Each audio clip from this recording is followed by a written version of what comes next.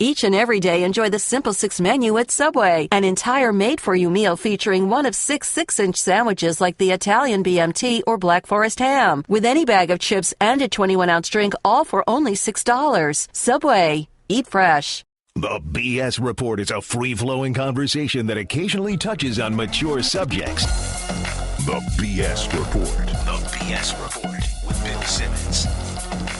Welcome to the BS Report, taping this on a Wednesday morning here in Southern California. We have Aaron Schatz from Football Outsiders coming up a little bit later to talk about all the advanced metrics angles of Super Bowl 49. But right now, the gambling angles with our pals, Cousin Sal. Super Bowl props. We love this podcast. I love it. It's like I printed them out the other day, and it's like the Cheesecake Factory menu. There's so much to choose from. I not to give you a terrible visual, but I spend a lot more time in the bathroom now, just studying these things. That was a terrible visual. Yeah, and sorry. And I like it tied back into the Cheesecake Factory too, which I thought was, right. was effective by you. Well, as always with Super Bowl props, you almost have to have a strategy for how you feel like the game's going to go. Mm-hmm. And then you bet accordingly. So how do you think this game's going to go? You know what? I agree with you. I do think usually, just like in the March Madness tournament, you bracket them all out, and then bet how you want to, who's going to win the region, who's going to win this, how many games, which conference is going to win. But I'm just going to base most of these on how these games have gone. Really, I think because look, we could yell and scream about who we think is going to win, but it'd be hard to argue that these two teams met 10 times. It wouldn't be 5-5 or 6-4 one way or another. So that's at least my feeling. And if not that this game will probably come down to who has the ball with 6 minutes left in the fourth quarter. So that said, I'm hitting it from a different angle. I like things that traditionally win in the Super Bowl, and like 3 straight scores. I think this is one of Vegas's hidden gems. The conference championships will either team score 3 times in a row. Doesn't matter which one. And it happened in both conference championship games, happened in the NCAA title game, and it's happened 5 of the last 6 years in the Super Bowl. It's a little heavy on the VIG, minus 165, but I like one team or the other to score 3 straight times. You could win this game by the second quarter. Interesting. Do you think the over's too high? Yeah, I do a little bit. I think it's like 24-20, 26-20, somewhere in there. Yeah, but it's hard for me to believe Seattle's going to score like 30 points. And I don't know, you look at the games the Pats have played against the good teams, like for instance, Green Bay, Pats, November 30th. Green Bay won 26-21. They beat San Diego 23-14. I mean, if they're going to blow them out, then yeah, they're going to hit the over. But if it's one of those typical, like the Jets game in Week 16 was 17-16, those are the type of games that Seattle plays. Yeah. And then you look over at then I'm just queuing up Seattle's schedule. So, last week, or 2 weeks ago, I guess, that score was 28-22, but it went into OT. Right. Week before was 31-17 Carolina, but then you look at their end of the season, 19-3, 19-3, 24-14, 17-7, 35-6, 20-6. Yeah. Kansas City game was 24-21. Like, I thought that over-under was going to be like 44. Yeah, I thought it should have been a little lower. But do you think they just add a Super Bowl bonus 3-4 points to the over-under without telling anybody? Because it does make sense. And look at the Patriots typically in this game. They scored 21. They scored 24. Yeah. They don't score 40 plus in defenses that maybe they should against. But so you think because the average gambler just likes betting the over. Betting the under is not fun. Definitely the average gambler likes the favorite in the over. In this case, there's no clear favorite, so maybe people are looking towards the over more to cash in. And stupid things happen in the Super Bowl. You're going to get a safety on the first snap, or a kick return for a touchdown somewhere in there, or a big defensive play. Right. Because of nerves. Well, and also you have 2 weeks to prepare instead of 1. Right. And the Super Bowl scores perennially are pretty high, right? Sure. Yep. For whatever reason. What's the over-under for like the last 10 Super Bowls? Do we even know?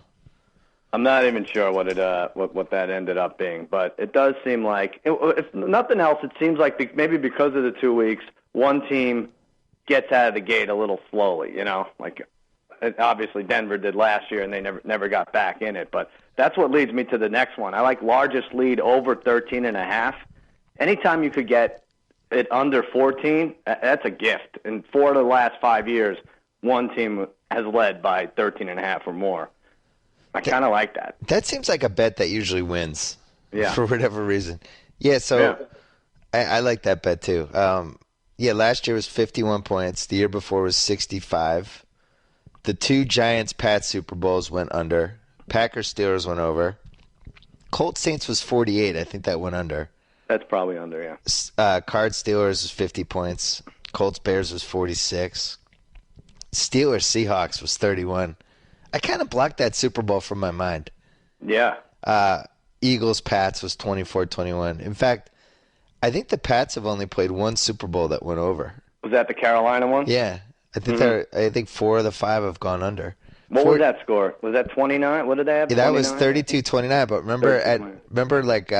I think like all of those points came at the end of the game. Yeah, I do remember that. But yeah, that's that. I just think that seems too high. To me, the biggest variable in this game, and I think you could make a really convincing case that Wilson got a concussion in the first half on that play when Matthews crushed him.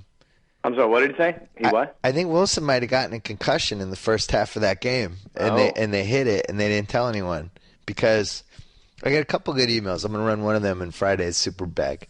Remember that play when he's running across and Clay Matthews just blindsided him? And it seemed like a penalty, but they didn't call it.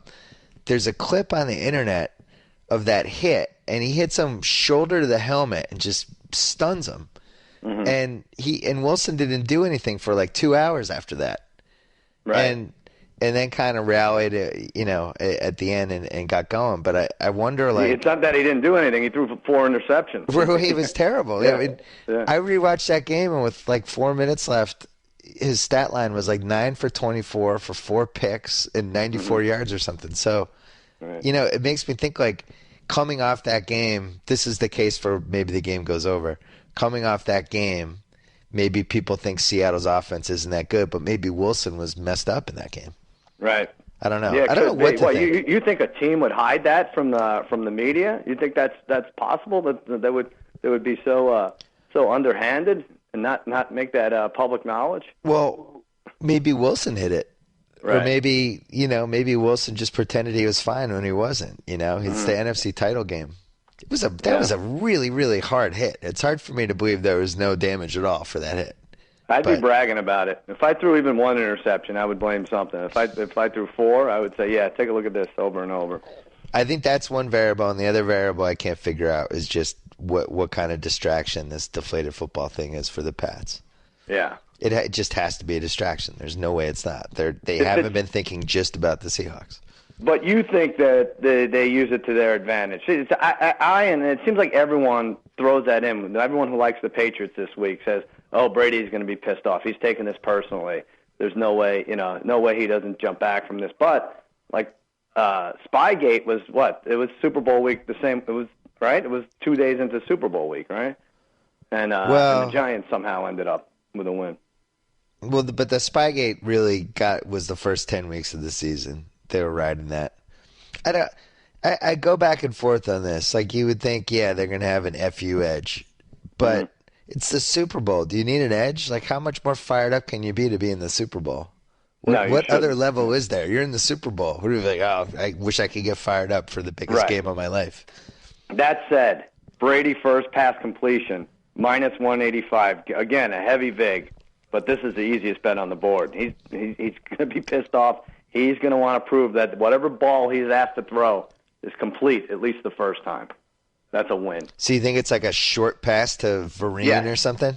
Sure. Yeah, something like that. Yeah. What's that? What's that one? 185? Minus 185. But we could parlay some of these. Really? Yeah. We'll talk to you about it afterwards.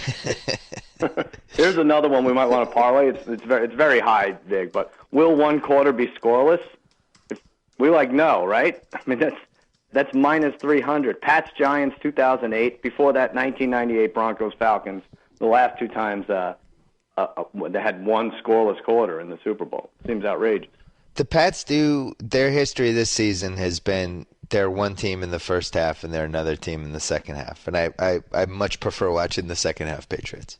Right. So I don't. If that's gonna happen, it would be the first quarter, I think. Well, that's interesting because, as we know, the Seahawks in the second half has been a winning bet. I don't know, 8 out of the last 9 weeks or something. Right. So that's some matchup. That's there. when they all have salmon at halftime. It gets them juiced up. No pun intended. Do you like the Pats over 2.5 touchdowns? Or you think that's about right? What are the odds for that? Minus 160 is the over. Yeah, not really. No? I don't love laying odds on props. It just seems All like right. I feel like we could have a side business where we just took the over for every prop, and I feel like you'd win 70% of the time. I see. It you took the over, yeah. It just feels like with props, you always go over. It's like, oh, LeBron, 29.5 points, I'm going over. Nobody says, Right. like, LeBron's going to score less. You know? No, it's true. It's true. Yeah, but if you like the game to go over, you would bet a lot of these over. You would. Yeah. The one over that I was thinking, what's the Gronk over for receiving yards?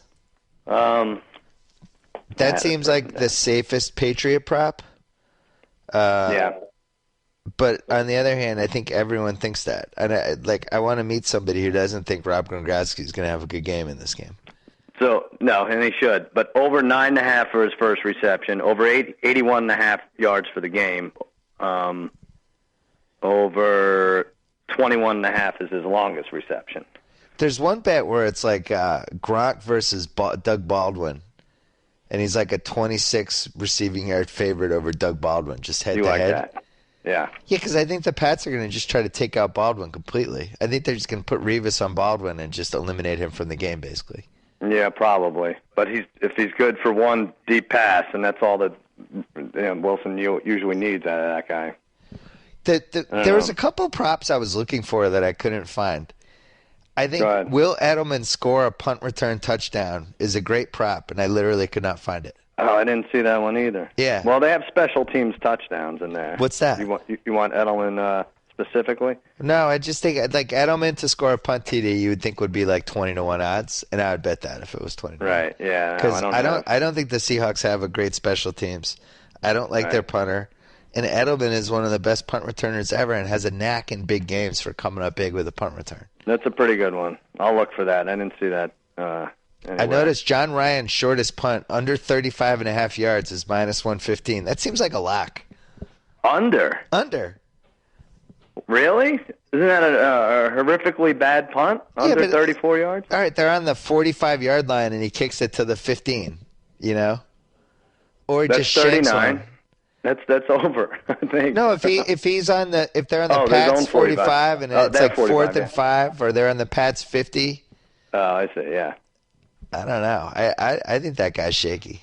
I hate rooting for that. Yeah, I know. But You see, you don't like weather's this is not why gonna be a concern. nobody likes betting unders. That's my true. point. It's like That's true. yeah.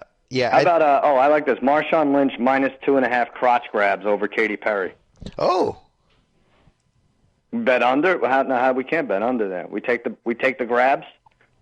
Katy Perry. I would take Katy Perry's grabs. Okay, good. I think she has a couple in store for us. Brady longest rush 3.5 yards over is plus 150. He's gonna have to scramble at some point. Doesn't matter what he ends up with. They're gonna play the Pats conventionally, right? They're just gonna be in a pretty basic defense with D-backs and man-to-man cut. I don't know. I don't see him scrambling. He scrambles He had 13 usually versus Indy. He scrambles when there's like 7 defensive backs out there. Otherwise, he won't do it. He runs a lot. He had 5 of his last 6. He had over 3.5 yards as his longest rush. He had 0 against Baltimore, but Brady has the flu right now. He does? Yeah. Oh boy. Yeah. Is that what we're doing? We have to make excuses already? I'm not making an excuse. It's only Wednesday. That's true. If he's not fine by Sunday, it's more than the flu. Oh, I like this. 3-1 odds that fighter jets take out Adina Menzel for torturing us with the "Let It Go" song for the last 2 years. That's got to be worth it, right?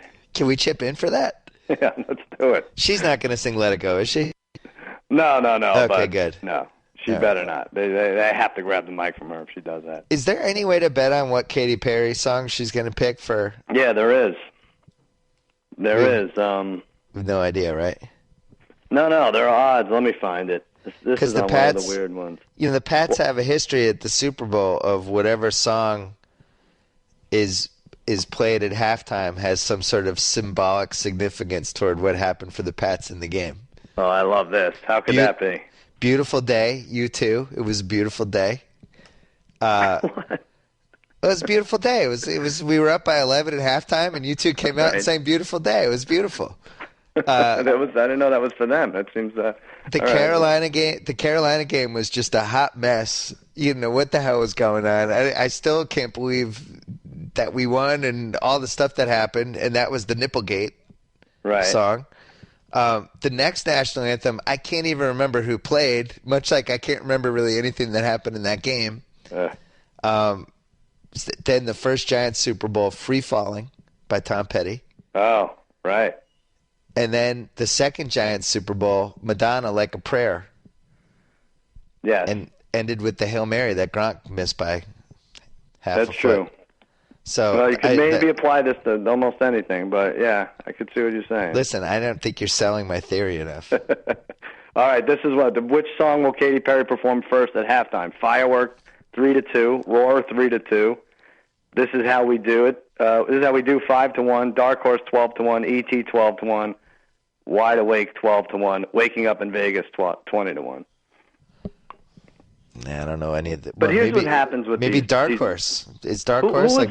Who was it last year? Who was the halftime singer? I don't know. Whoever it was, they came out to a riff of one song, just a few, just the chords, and then started singing another song. So it threw Vegas in a tizzy about which song they came out to first. Can't remember who did it. I can't remember. But Cleto and the Cletones, I think. It was Cleto and the Cletones. But anyway, our friend Daniel, who I told him I never hate him more than the day after the Super Bowl.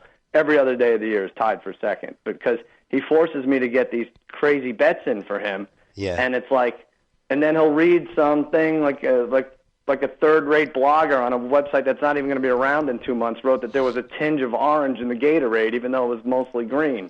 And he wants his money back. Like this is what happens with Daniel. So, he just likes torturing you. we need to cut him off. Yeah. Did we need to cut him off. Did the Corolla's already in on the Pats? Yeah. Sorry about that. He's So getting a point and a half.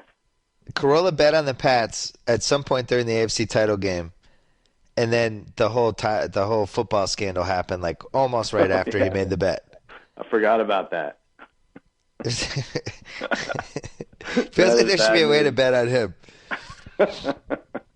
I can't believe you didn't have Allison Rosen on this week.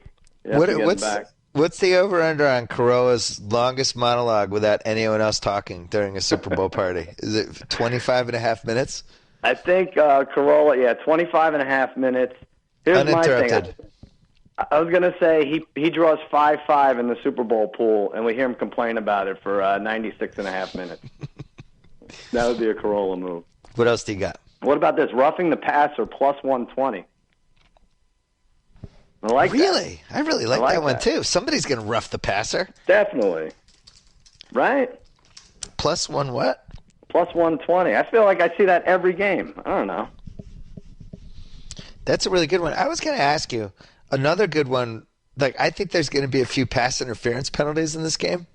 Under 1.5 lowest touchdown? What were we going to say? Well, just like how many, is there a pass interference prop? Is there a total for pass interference yards? I think that would be interesting. Like, what would that be? Oh, I'll find it. I know there was like penalties was 10 or something. Total 10 for the game. But if you asked every Pats fan, Brandon Browner over under pass interference penalties 1.5, where do you think that's going to go? I think every over? Pats fan would be like, I want it to go under, but I feel like it's going to go over. Really? Yeah. Wow. Yeah. What about the safety? 3 years in a row. Jay Cornegie. The safety used to be a 10-1 odds bet, and not only has it happened the last 3 Super Bowls, it's been the first or last score in the last 3 Super Bowls, which you can get like 50-1 odds for each. We had it last year. Our friend Daniel had it last year and the year before, but it's now 5 to 1. I was going to say it's 5-1. Daniel bet it 3 years in a row, right? Yeah. Or 2 years just the safety to occur is 5 to 1, but still, you could still get for like 40 to 1 that it's the first or last score for either team. Yeah, that's fool's gold at this point. I know. I like that. Pats to convert a fourth down, plus 150. Oh my God, lock that one in. You like that? All right. It feels like they have 2 every game. They are I'm going to say this. I'm not kissing your ass. I meant to say this last podcast. They are the best team in history on 3rd and 4th and 1. The best. It's like they need 8.5. It's 1st and 8.5 for them because on 3rd and 1.5 or 4th and 1.5, they're going for it, and they make it. I want to thank you for being the first person in 10 days to say something nice about the Pats. We appreciate it. Come on. We appreciate it. We're the new Cobra Kai. Nice. There's no going back. I've had it with people on any TV network going after the Pats. You have, right? Yeah, it's just enough already. And it's funny how the people who have been taking shots of them in like 80 to 90% of the cases are people who have lost a playoff game to them at some point. Sure. I would love to see the exact list. Like, the Carolina Panthers GM has some thoughts on this. Oh, yeah. Gee, didn't we beat them in the Super Bowl? Like, I've had enough of this whole thing. But let me ask you, the media at its worst. All kidding and hypocrisy aside, yeah, you must be scared that this nameless person of interest kind of holds the destiny in his hands, right? The dynasty, rather, and the destiny. Jacko and I discussed it yesterday. I think he's going to be a local hero. Jacko thinks he's going to be in the first duck boat at the Super Bowl parade, and I totally agree. And I think he's going to open a really nice restaurant and or a car wash in the Boston area with money that may or may not have been wired into his account. Oh, I could see that. Have an A1 day. But what does he have to say for this to happen? He basically has to say that it was a practical joke that he initiated and only he initiated, right? Here's the thing. Everyone made a big deal about this bathroom trip. Mm-hmm. So he took a bunch of footballs into a bathroom for 90 seconds. Right. Here's my question for you. How long does it take to piss? If I'm holding the prop sheets reading them, I take as much time as I can. I'm going to say if you go into the bathroom and take a piss and come out, it's about 90 seconds. So here's my theory. I think he went in the bathroom to piss because that's what you do in the bathroom. You piss. Yeah. Maybe he had to go to the bathroom and he didn't want to eat. What's he going to do, leave the balls outside the bathroom? This whole thing's absurd. And people are like, oh, he went in there and deflated the footballs. You're not going to be able to deflate 12 footballs in 90 seconds. I mean, no. That Phil Simms did on Inside the NFL. He kind of got through like 3 of them in no time. It doesn't take a lot.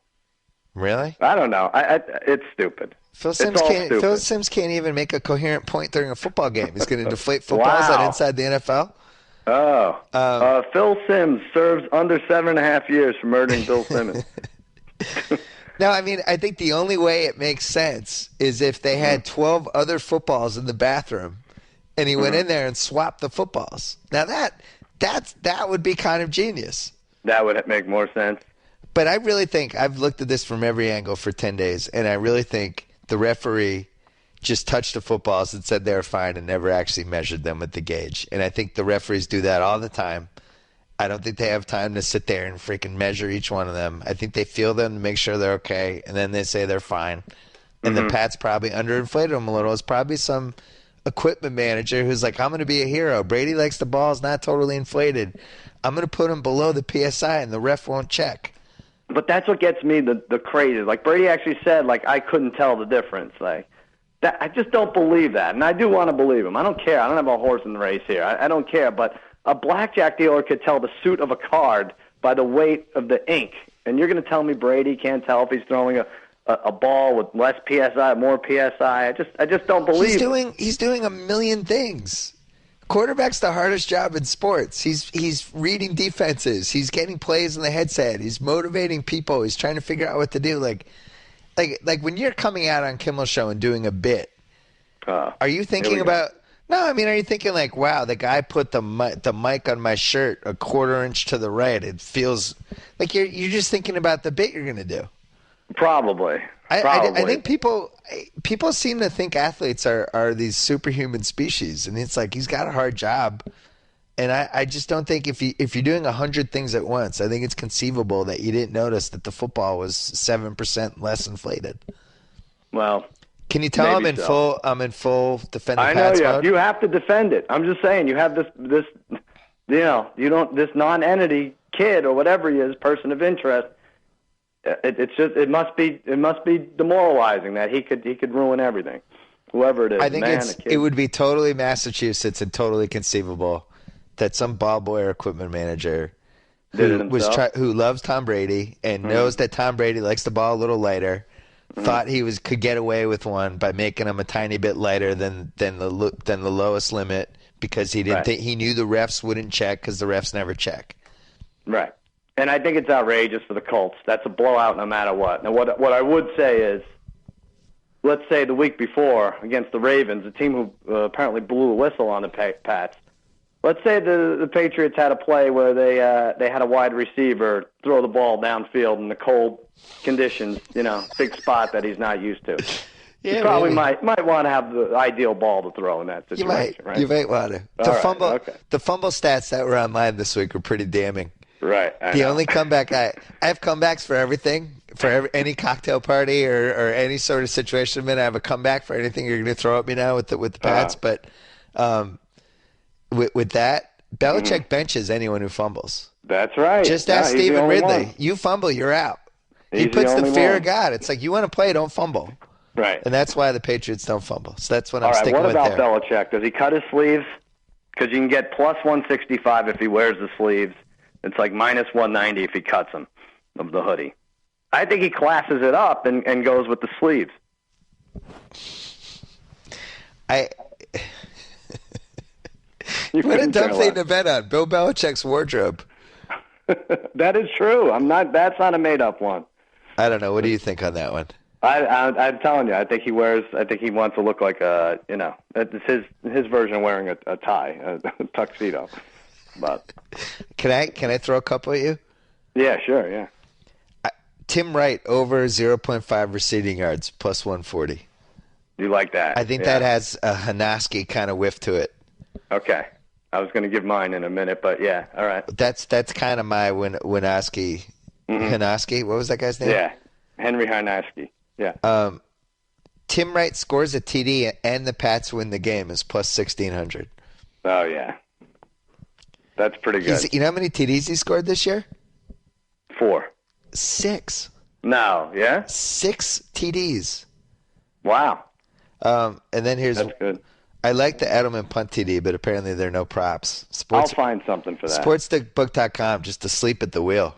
Yeah. Somebody nudged the car and spread the sportsbook.com parking lot and wake the dude up who makes the props. And then and you too, Bovada. It's weird. Why is Bovada? What does Bovada even mean? I don't know what that means. We're going to find out. It means something feels terrible. Super illegal, yeah. But here's the other one I like. Gronk scores a touchdown and the Pats win the game, plus 175. Yeah. That's a good one. Because if you're betting the Pats, Gronk's going to score a TD if they win, I think. Right. All right, now while you're on that, now, we cashed in on this once. When the Colts beat the Bears, the Colts' odds to win were much greater than what I'm saying is Peyton Manning for MVP was a much better bet than the Colts to beat the Bears. Yeah. And we recognize that, yes. And we bet it. Now, that said, Brady is plus 150, Wilson's 3-1, Gronk is plus 750. I think those are the only 3 to consider right there. I disagree. I think Lynch has to be in that conversation too. The recipe for the Pats to lose this season has been just somebody running it down their throats, and you could even see it. Forsett ran for 129. Chris Ivory had some moments where it looked like his career was being rejuvenated. Like you go through the Chiefs were able to run on him the whole game. Like that's my fear with this game as a Patriots fan is Lynch just goes nuts. All right. I don't know. I like those 3. Well, if you're going to bet on the Pats, you should probably just bet on Brady to win the MVP, I would say, because he's going to throw the ball. But don't throw. That's plus 750. If Gronkowski has 3 touchdown grabs, that's a good one. Yeah, don't you feel like the Seahawks are going to be like, it's almost going to be like the Longest Yard movie where they're just going to be in the first quarter, be like, let's take them out on a 15-yard penalty. I could see that, yeah. Let me ask you this, real quick. What if this line were made after the Ravens-Pats game, after the Panthers-Seahawks game? What do you think the line would be? I think, we've talked about this. This line is screwed up. I think the Seahawks would have been favored by 3 at any point until that Sunday when the Pats looked great against the Colts and the Seahawks looked terrible against the Packers. Right, and specifically the week before when the Pats struggled with the Ravens and the Seahawks pretty much handled the Panthers. I think that's 3.5, bet up to 4. So no question. And I think this line is off. I think the Seahawks should be favored. What do you think of this? Yeah. Pats by 7 to 10. Two, popular numbers. 7-1 odds. Seahawks by 7 to 10, plus 750. You're in it almost all game, right? It would be hard. It'd be hard for the Pats to get blown out. It would have to be a game like that Chiefs game, where the offensive line just completely fell apart. Yeah. And I don't know if Seattle's front seven is good enough to do that. And I think the Pats' offensive line is in much better shape than it was. The reality is the Pats haven't lost a game. They've lost one game in the past, 3.5 months, and they lost that game by 5 points and could have won. The Packer game. And Seattle, I don't think Seattle's lost by 10 plus since Russell Wilson showed up, right? Isn't there some stat? They've never lost a game by more than 9 points with Russell Wilson? That might be right. I don't think they didn't this year, right? They lost to the Chiefs. No, that wasn't by 10. No, they don't. The Seahawks don't get blown out. Right. So wouldn't it seem like, isn't there a margin thing where you can do 1 to 3, 4 to 6, 7 to 9? Yeah, sure, of course. So you would do that? Yeah, think about it. The problem with those bets is then you're watching the game and they're in your head the whole time and you're rooting for the margin. I hate those. I think you just only put a couple grand on those and then just try to forget about them. Couple 10 grand, and then not even worry about it, and then just try to sort it out after the game.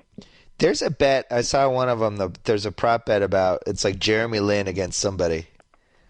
Jeremy Lin's getting benched by Byron Scott lately. Oh, It seems like I want anything against Jeremy Lin right now. There's this whole. Yeah. I saw one I thought you might like. Knicks first quarter points versus the Lakers versus Pats points overall. Pats plus 1.5. What are the Knicks going to score? 24, 26? Yeah, I mean, that would be unrealistic. Yeah. What about Tiger Woods' one of his teeth falling out versus minus 0.5 over anyone's teeth falling out in Super Bowl 49? I like that. That's ridiculous. Do you know that the Phoenix Open is called the Waste Management Phoenix Open? Yeah. I love How is this not a bigger deal? It should be. Yeah. We discussed it on the show tonight on Kimmel. But how about this? Over under 752.5 New England fans named Smitty hospitalized from self-inflicted post-game rioting injuries. No, Pats fans don't riot. We've won 8 titles. We have 8 Boston titles this century. There's no rioting in You're going to riot. No. This I don't like. It's bad karma, but Brady, 0 completions, 1 completion, 2, all the way up to 6 is 300 to 1 odds. You're betting that he'd get hurt in the first 2 drives. Same with Wilson, 0, 1, 2, 3, 4, 5, 200 to 1 odds. So how do you celebrate that? You just throw your fist in the air and you go, yes, get him the cart. That's ridiculous. What about this? It's equivalent to having a squares pool, but you have a little more control. Pick exactly how many points your team's going to score.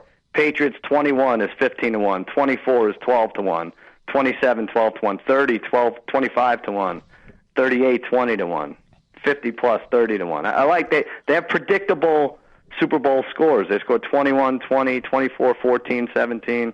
Right. I wouldn't do it with the Seahawks because they work field goals and safeties into it seems, but I noticed that 41 to 45 points total is 4 to 1. You like it right in that range. It feels like that's going to be in that range. Mm-hmm. I don't know. Under, but just by a little bit. Well, let me see. Wasn't having I hit here. Well, can we get to Hanaski? I can't wait anymore. Oh, I'm sorry. All right. Just do it. Here we go. Can I set it up for you? I thought about this a lot. Can I set it up for you? I read a lot about this guy. He lettered in basketball. Let me do my setup for you.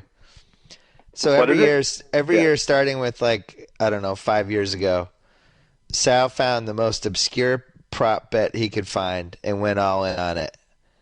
And I think everything peaked. It was like Henry Hanaski it was rushing yards, 0.5 yards or something. But you lost it for 3 years in a row, and then I think Hanaski came through. That was big. It was one year you had was it John Kuhn or somebody even worse than him? No, it was worse. I had Gary Russell will not score a touchdown. It seemed easy, and not only did he not, he scored the first touchdown. That's right. That was it.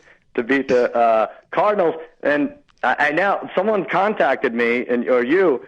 They're engaged as a result. They're now married. The guy's probably divorced 3 times now over, but. He laughed when Gary Russell was at a Super Bowl party. He laughed when Gary Russell scored. A girl across the room laughed, and they decided to talk about it, and it was because of our stupid prop bet, or mine. And they got married. Now they're married? Now they're married. Who knows? Like I said, it could be gone. It could be done. They have 2 sons named Sal and Bill. It's a flimsy premise to get married off in the first place, but well, here it is. So you've been doing this since the Cards-Steelers Super Bowl. I think that's 6 years, right? Yeah, Gary Russell was the first one. And I think you missed the first 3, but then Hanaski came through, and now you've been on a run. Right. I've been on a run. Here's what I'm taking. Michael Humanawanui, over 6.5 yards receiving, plus 165. He was the All-Corn Belt Conference selection, Chicago Sun-Times first-team All-Staff selection, 4 for 43 versus the Ravens. He averages 2.8 yards a game, I'll say that. But against the tough defenses, at Buffalo, 15 yards. At Green Bay, 23 yards. Like I said, versus Baltimore, 43 yards. I think Gronkowski gets banged up a little. Maybe has to sit a few plays. Camp Chancellor, they go helmet to helmet or something. I like this. It's plus 165, Simmons. Take it to the bank.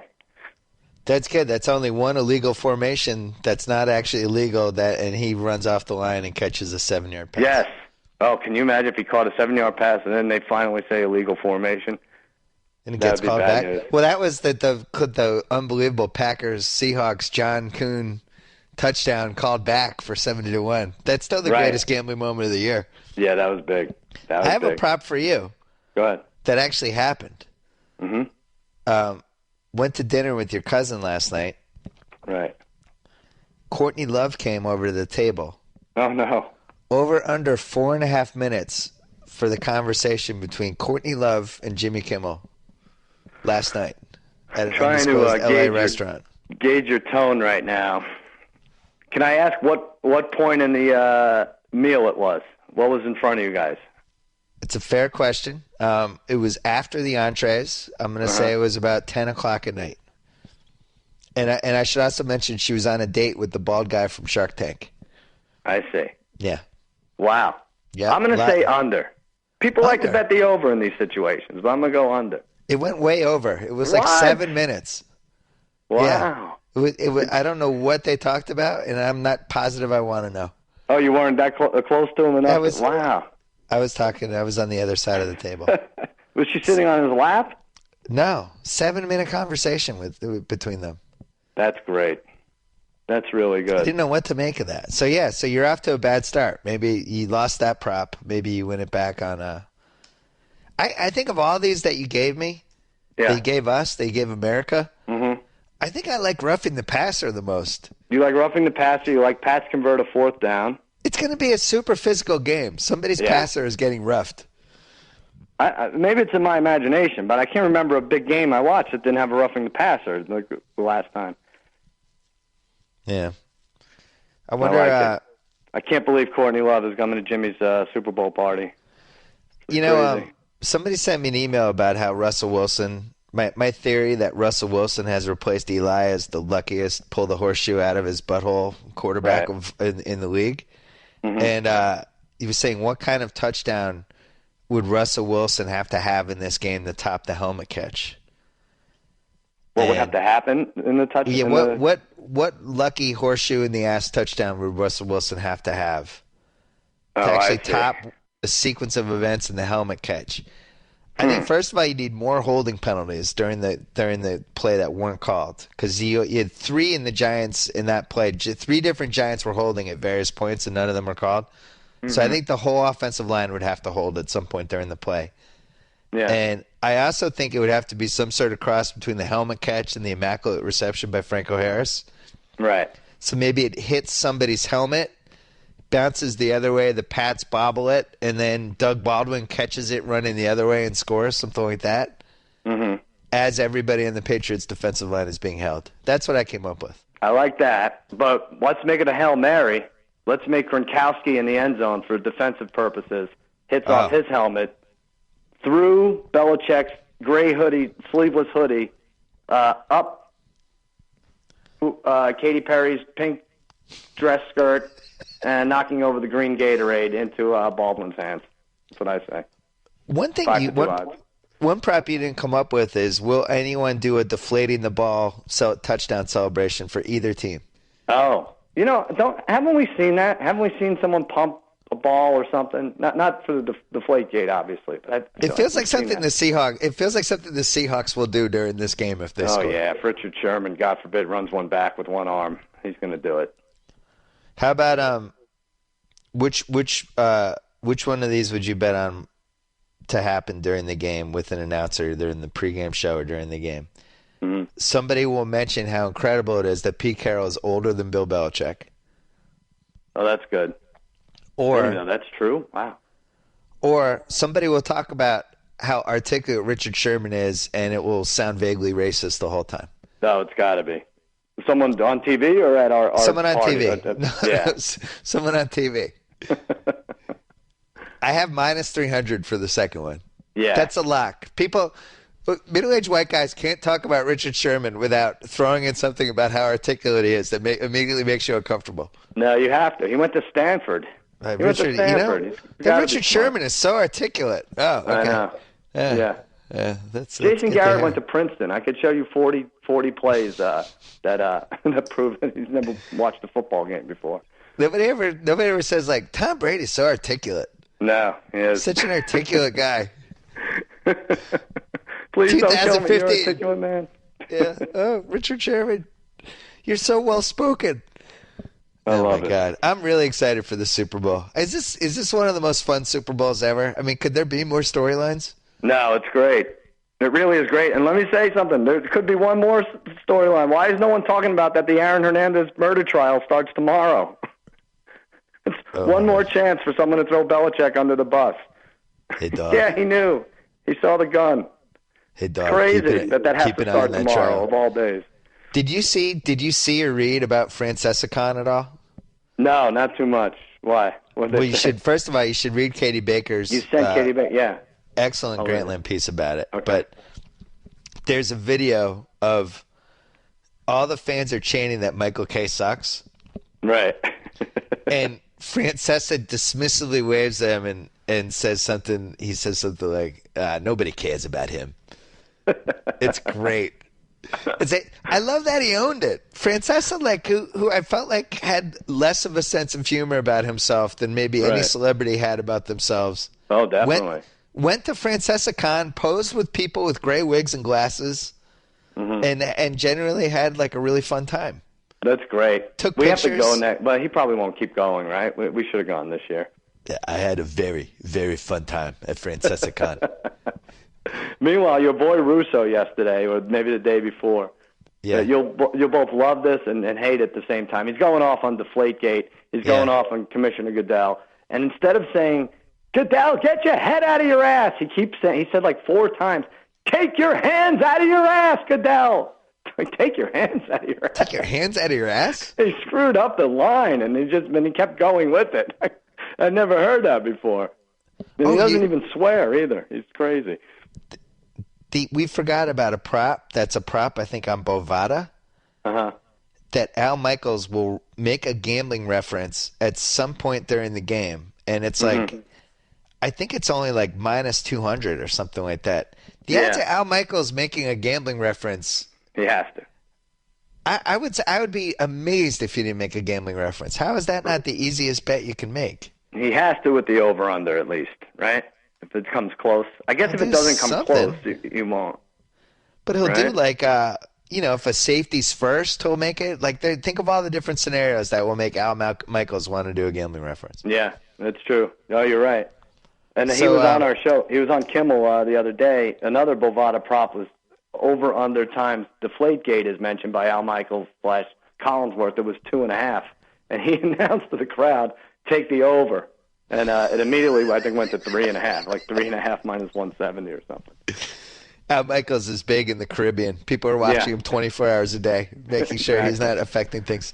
So your gambling prop, Super Bowl prop thing is going up tomorrow on Grant. Tomorrow morning, yep. And then you're making your SportsCenter pick? I think so. Theoretically, I'll be in Glendale Friday night on the Friday Night Sports Center to give my Super Bowl pick. And then we'll do a podcast either Monday or Tuesday. No, we're doing it Monday. We'll do it Monday if the Patriots lose. Tuesday if they win. How's that? No, if I'm here, I'll do it Monday. All right. David Beckham, Elle McPherson on Kimmel tonight. Later in the week, Kerry Washington, Dave Salmoni, and Nayo. And that's it. All right, cuz. All right, buddy. Good luck, man. Michael Humamamu Nuude. That is a win. 165. Over 6.5. That's the guy my dad called Humanuma. Really? Yeah. I'm going to make your dad bet that one because that's such a winner. You should bet. Well, I don't even know what prop my dad would do. Bathroom trips, I think, would be the best one for him. It would at least be 5.5. No, bathroom trips during the game would be like 5.5. He's over 1.25. All right, cuz, we'll talk to you next week. Good job by you, Billy. Good job by you. All right, as promised, the CEO, chief, president, whatever title you want to call it, of FootballOutsiders.com, and somebody who's been coming on this podcast before the Super Bowl since 1965. That's how long I've had this podcast. Aaron Schatz, how are you? I'm good, man. I'm good. It's a special tradition. This is, I think, one of the most fascinating advanced metric Super Bowl matchups I can remember, where you can really make strong cases for both teams and you can see the strengths and deficiencies and all that stuff. You've been crunching the numbers. You've been looking at it. You watch a ton of football. Just first of all, what do you think? Where are you leaning?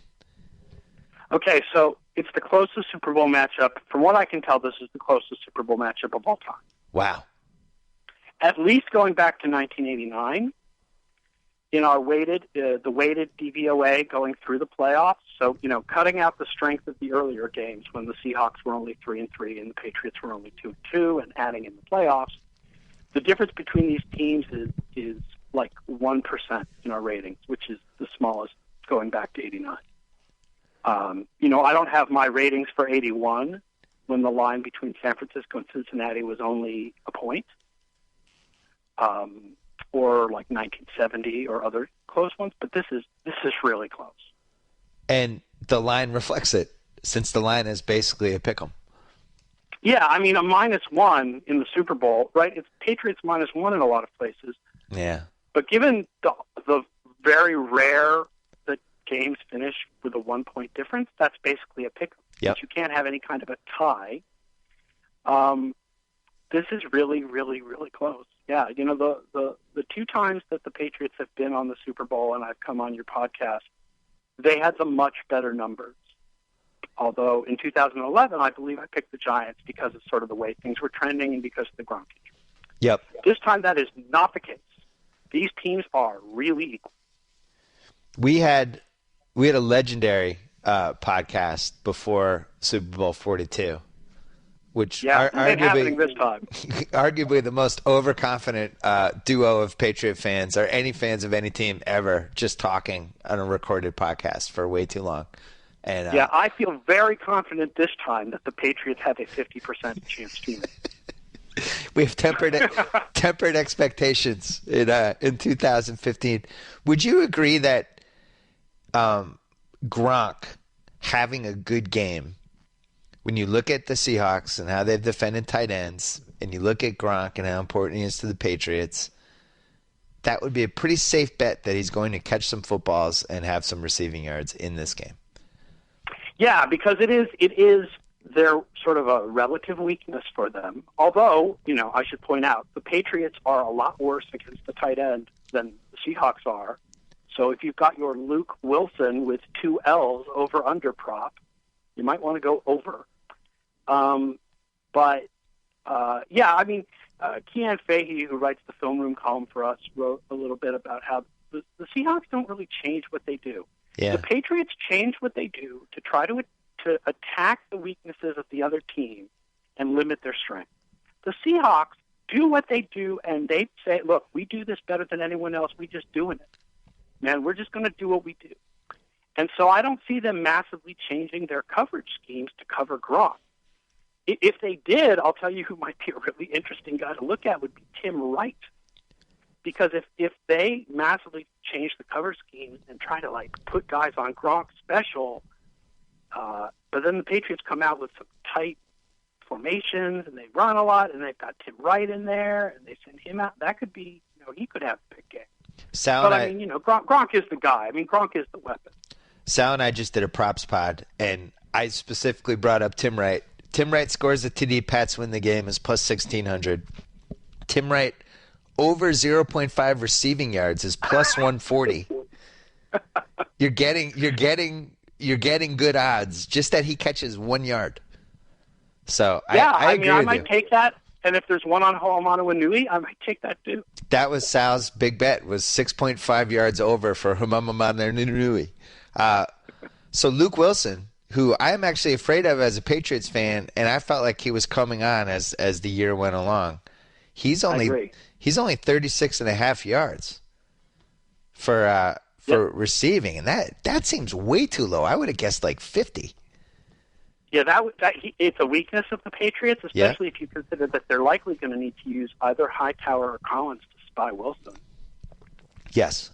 Well, the Patriots have two weaknesses that I'm afraid of, and one of them is one that I'm not positive the Seahawks have the right guy to exploit unless you think Lynch can do what he did down the stretch in the Packer game. But that little wheel route, the Pats haven't covered it all season to the running back. The little delayed lob pass. Wilson's really good at throwing it. They almost scored during the comeback on that play, and I think they ran it a second time.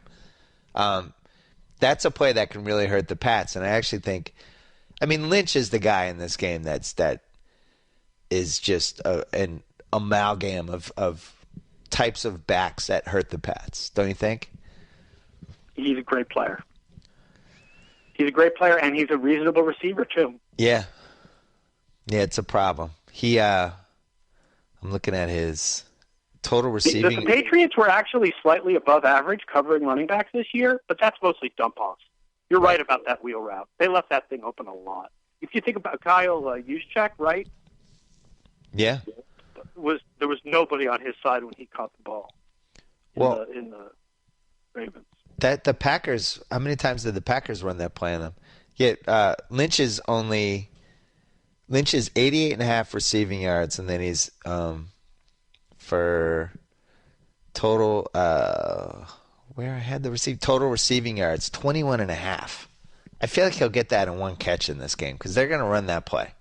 It's going to happen. I wouldn't be surprised. Ninkovich is going to be running 2 yards behind him, and so you have weighted DVOA and then normal DVOA, and weighted DVOA is a much better indicator because it captures how teams are coming on as the year goes along. The funny thing is, if you go back in history in the playoffs, total has actually been slightly more accurate than weighted. But by common sense, it seems like weighted should be more accurate, especially because with these teams, there are reasons to believe that what we saw early in the season is not what we're seeing now.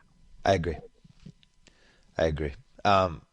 The last 2 years, the one seed from each conference has just ended up playing each other in the Super Bowl. Remember we had that whole run where it was like every year there was the Wonk team that made the Super Bowl. This year the Wonk team hasn't been able to make it, and it's kind of been going chalk. Is that just a coincidence, or is something happening?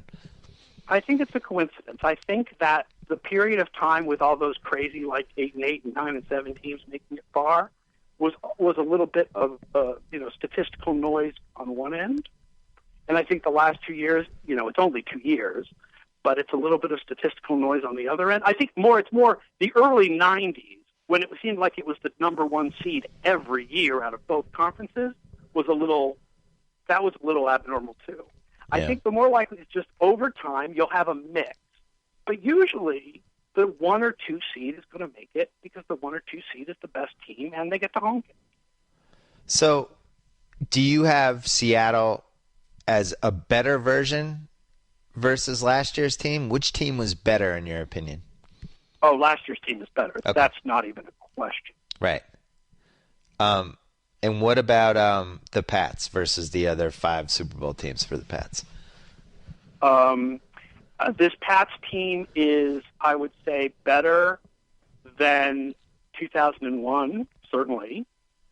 Not as good as 2007. I think in our total rating, I'll have to look for a moment here. We'll see of where they stand compared to the other Patriots teams. But I mean, look, 2007 was very, very special, and obviously what happened to them at the end was a shock. But that was, one of the 5 or 10 best teams in NFL history. But wouldn't you say the 2007 team was almost like 2 teams? There was like the pre-Sammy Morris injury, 2007 Pats, and then the post-2007 Sammy Morris injury. Yeah, I mean, the Pats. Defense also began to tire at the end. Yeah. So, yeah, I mean, if you look over the course of the season, they weren't as good at the end as they were at the beginning, and this team is the opposite. This team is very close to 2011, but it's stronger. They got stronger at the end of the season than 2011 got. And a much better secondary. 2004. I don't think they're as good as 2004. I think of all the Pats teams, the first 10 games of 2007 was the best Pats team I've ever seen. I think the 2004 playoff team was the best Pats team, period. Yeah. You said the secondary. This team compared to 2011, this team is not as good on offense, but they're much, much, much better on defense. That 2011 team made the Super Bowl and was 13-3 despite being 30th in defensive DVOA. They had, I mean, it was just Band-Aid after Band-Aid in the secondary. And guys that just aren't on the team anymore. Yeah. That was the Gronk Hernandez and they should have won the Super Bowl. I mean, they had it. They were over midfield with the ball, with the best offense in the league. In that game, they should have ended it, and they just didn't. But what about the part where the Pats have a certain type of team that defeats them? It's a team that rushes 3 or 4 guys, has enough defensive backs around to shut down people, that take out Gronk. They don't have to blitz to get a pass rush. Wouldn't you say the Seahawks is that kind of team? Are that kind of team? Yeah, but the big difference between this year's Seahawks and last year's is the amount of pass pressure. Even when they improved their pass pressure in the second half of the year, they still were not bringing anywhere. Last year, they were off the charts with pass pressure. Yep. No one else brought anywhere near as much pass pressure as they did. I don't have the numbers right in front of me right now, unfortunately. But the ESPN stats and info numbers, the quarterback under duress last year, they were like total outliers. This year, they're only like, 10th or whatever in the league. And now that breaks into, being stronger in the second half of the season than the first. But this team does not bring as much pressure as last year's Seahawks do. And as far as having everybody to cover everyone, if they play their usual cover 3, I don't know if that's true about Gronk. And I don't know if that's true about whoever's on the side with Byron Maxwell. The fact is that Sherman and Lane were much better than Maxwell this year in coverage. Yeah. Well, didn't you feel like watching that Packers game? If I'm a Seahawks fan, I'm worried about this. I didn't get a ton of pressure in that game, and Rodgers couldn't move. And even it felt like there were lanes. Once they figured out that Rodgers couldn't move, I think their defense shifted a little bit. But it seemed like healthy Rodgers, I feel like, would have scrambled a ton, maybe 8-9 times in that game. You saw Newton scrambling the week before, and that Panthers game, even though it ended up being a blowout, was interesting for about a quarter and a half. Brady's been a little friskier with, if you're going to let him, just give him the whole side of the field to run for 7-8 yards, he's going to do it. So I wonder if that Packers game was a tiny bit deceiving for the Seattle defense. The other thing I'd say is that the Patriots' offensive line has been so much better this year. We have the under pressure column on our site right now. J.J. Cooper looks at the 2 offensive lines. And from week 5 to week 15, he looks at every sack and registers blame on every sack. In that period, the interior three of the Patriots offensive line allowed half a sack. Wow. Then they had injuries in Week 16, and then they sat people in Week 17, so forget those two games. The interior part of the Patriots line was really strong for most of the year once they got past those first couple of games. So I don't know if the Seahawks can bring the amount of pressure that the Giants brought in those two Super Bowls. Now, I don't think they can either.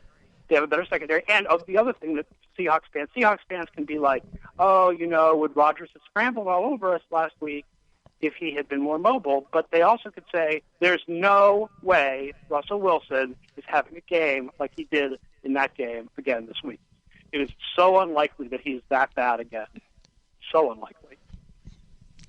So, since you're a Patriot fan, even though you're objective on FootballOutsiders.com, and you're more than willing to criticize the Patriots if they deserve it, I still have to ask you about the deflated football thing. So you have the floor for a minute. I will say, first of all, that one thing I often say is that it's not my fault that the team I root for has been good since I started doing this. Yep. When I started in 2003, I did not think I would be doing this still 12 years later as a living, and I didn't think the Patriots would still be winning 12 years later. The day will come when Belichick and Brady retire and this team goes 4-12, and believe me, I will criticize them. Yeah, I joined ESPN.com. I wrote my first column for them in the spring of 2001. They gave me a job in July of 2001, and Mo Lewis wiped out Drew Bledsoe 2 months later. So basically the entire time I've been on ESPN.com, Brady and Belichick has been a thing. And right. I mean, one of the best three coaches of all time and one of the best 3 to 5 quarterbacks of all time, and they just kind of merged right then. So right. I'm with you. There will be a time this team goes 5-11. Yeah, it's going to happen.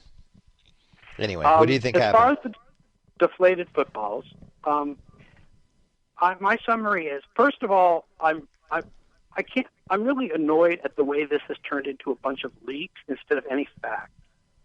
We honestly don't know any facts. We only know leaks. We only know rumors. We only know insinuations and accusations. But let's say that, that dude went into the bathroom with the footballs and deflated them and all that. I think what happened here is that everybody drives 70 on the highway and that the Patriots just got ticketed for going 85, and they should pay the ticket, but the fee is not execution in the public square. Very fair. Don't you think that the history of this, sorry about that, the history of the team has not helped, and certainly has played a much bigger factor. People keep talking about the history of the team, but when they talk about the history of the team, they talk about a lot of unproven accusations. Well, really, the history of the team is in the first game of 2007, they taped the coach's hand signals from the stands, which was illegal. They got caught, and they lost a first-round pick. Right. But that rule was put in place that year that you weren't allowed to do that. Correct. People also think they taped practices, which was disproven. It was a story that was written and then retracted. It wasn't disproven. It was not disproven, but the article was retracted by the newspaper that wrote it. Right, which in my opinion is kind of means it was probably disproven if they had to retract it. Right? It certainly was not proven. Right. I mean, maybe they did it, but think of all the different things teams have been accused of. Remember in the whole middle of last decade, the Colts were accused of pumping in fake crowd noise, and all these teams search for these subtle edges.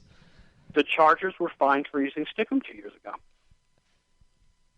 What about, remember there was that one Pats game in Indy, I think it was 2006 or 2007, when all of a sudden the Pats headsets didn't work for the entire game? Oh, yes, man, there have been so many accusations about that between different teams. Every time that happens, someone makes an accusation. That happens all the time. Right. And also people talk about the culture around the Patriots, and I've had people tweet at me and mention Aaron Hernandez. Well, okay. Right. Well, as long as you're going to blame Bill Polian for Ray Caruth, I'm okay with you mentioning Aaron Hernandez. As long Right. as you believe Bill Polian should not be in the Hall of Fame as the man who built the Colts and the Panthers and the Bills and sent them all to the Super Bowl because he drafted Ray Caruth and didn't realize that the dude was psycho, okay, fine. But nobody, I mean, come on already with this nonsense. I would say every team has probably a guy that they've come to regret drafting who turned out to be a little morally shaky. Psycho. Yeah, then Yeah, yeah. The Hernandez thing, I don't even consider that a real thing for the other criticism. thing I'll say that could happen to any team. I don't like the spread of this stat analysis proving that the Patriots' fumbling rate is an outlier, and that proves they cheat. Right. All that an outlier proves is an outlier. Well, Sal and I just talked about this. So Belichick benches anyone who fumbles, and I in my opinion went a little overboard with it with Stephen Ridley, who was probably the best all-around running back in the league, and just would go long stretches of not playing because he'd fumbled twice. Like if Belichick had done that with DeMarco Murray, like what, he's going to play the backup the whole season because DeMarco Murray fumbled three times? I assume you just meant the team, not the league, right? What do you mean? I think I heard you say the best in the league. You meant the team, I right? meant the team. Yeah. Okay. I don't want anyone getting angry at you. Yeah, I meant the team.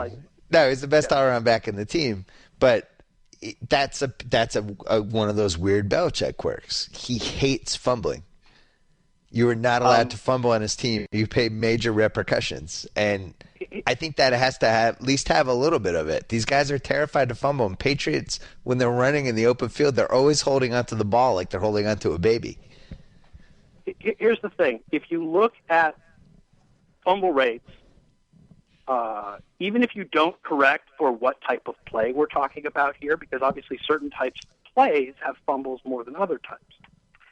But if you only correct by removing games indoors, rather than what the original Warren Sharp guy did, which was that he eliminated dome teams altogether. Yeah. If you look only at outdoor games, the Patriots are not an outlier. There are two outliers, which is Atlanta and the Patriots, and an outlier on the other side, which is Washington.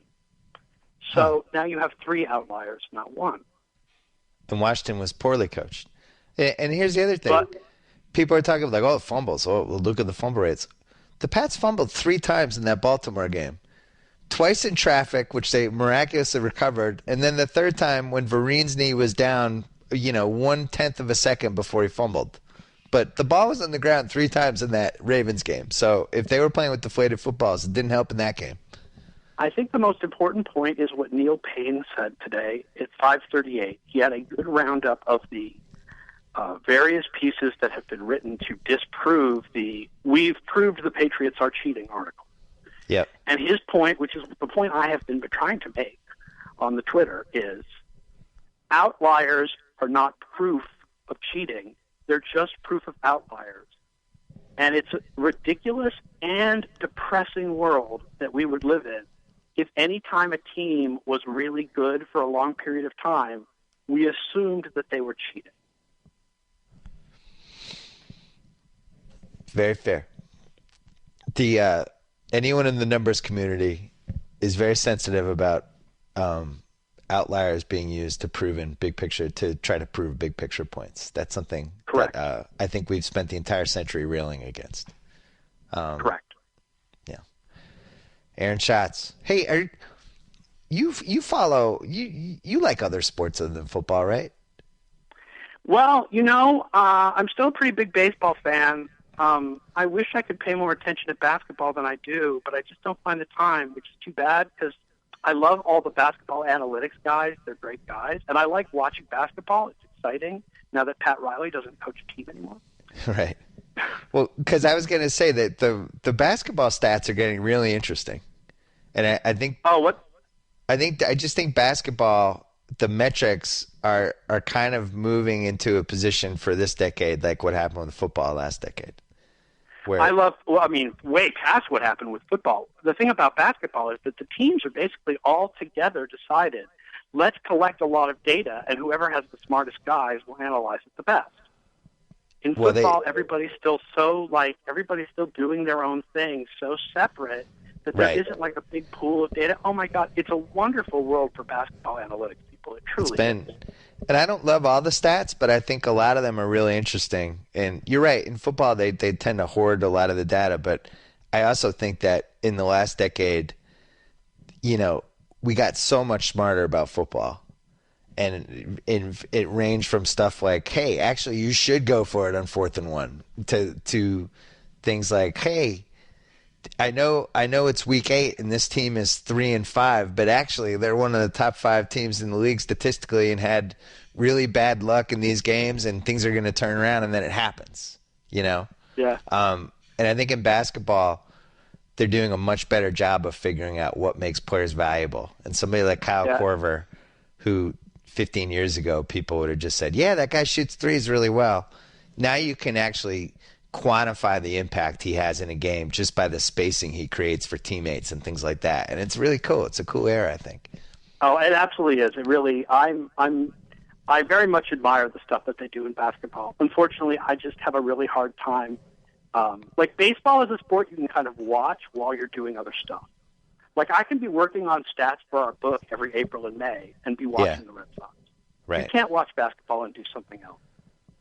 Hey, here's the part of the podcast where I ask you to make a pick and you don't make one, but you say like one of the teams is slightly better chance of doing what you think is going to happen than the other team.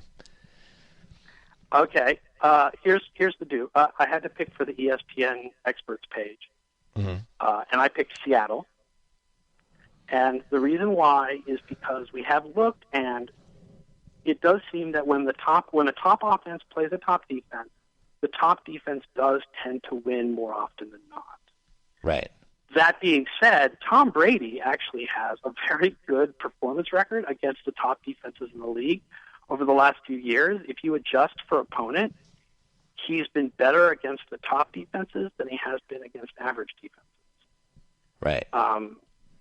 But it was sort of if you're sticking a gun to my head and making me make a pick, I took Seattle, but it's really 50-50.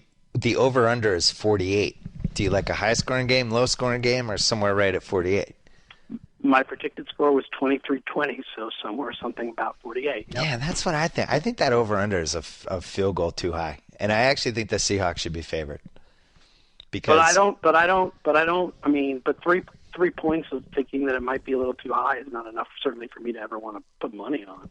I think the Seahawks should be favored by 2.5. That was the line I picked the day after the 2 conference title games, and for whatever reason, a lot of Pats money rolled in. I think because they looked so good against the Colts, and the Seahawks didn't look good enough against the Packers. But if you made that Super Bowl line the previous week, the Seahawks would have been favored by 3. I don't think we should have overreacted to that weekend like we did. Yeah, but I still think it's pick. Maybe Seattle by 1. I mean, it's really close. I will say one argument I don't like, and this is a non-statistical thing. One argument that I don't like is the idea that the Patriots are going to come out so angry because of the defensive calls nonsense. It's a Super Bowl. Because it's the Super Bowl, right? If it was week 2, it's not that I don't believe in the idea of players having incentive and players being emotional. If it was week 2, yeah, okay. It's the Super Bowl. I think Seattle is got a lot of incentive to come out. I think they're going to be pretty pumped and jacked, and also jacked and pumped. And I don't think that the Patriots are going to be any more jacked and pumped than the Seahawks. I know. Can you believe we're having a Seahawks-Pats Super Bowl, and Pete Carroll going against New England is not even a storyline because there's so many other great storylines. It really does. It really does bring home what a bad general manager Bobby Greer was. Oh, my God. Those drafts were so bad. Drafts were so bad. I remember writing about them on my old site and just having a heart attack every time I made the list of all the picks he screwed up. We have to go. Oh, go ahead. Yeah, Pete Carroll. Let me just say, Pete Carroll was not as good a coach here as he has been in Seattle. The team got worse every year, and it was we're loaded. Missing something about it.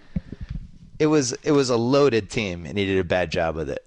And eventually, we went. I think that we were 6-10 like his third year. It was inexcusable with the talent they had. But at the time, we also thought Bledsoe was probably better than he was. But like Belichick, he learned, and he was better in his next job. Yes. All right, Aaron Schatz. Check him out on footballoutsiders.com. He'll be breaking down the Super Bowl all weekend, going to the Super Bowl. Enjoy yourself. Thanks, as always, for coming on, and we'll talk to you soon. Talk to you later. So I get to sign off. Whoa! Thank you for downloading the BS Report with Bill Simmons. Too much fun. Check out more podcasts at the iTunes Music Store or at Podcenter at ESPNradio.com. Peace out. Gotta say, Golic, great call on grabbing Subway for lunch and getting guacamole on our subs. Told you this new guac really amps up the flavor. Yep, something adding up things can be great. Guacamole on your sub, a new co-host to replace you. What was that? Oh, no, nothing. Subway now has deliciously rich new guacamole made from ripe Hass avocados with just a hint of garlic, onion, and jalapeno. Discover how new guacamole turns up the flavor on any of your freshly made favorites. Subway, eat fresh.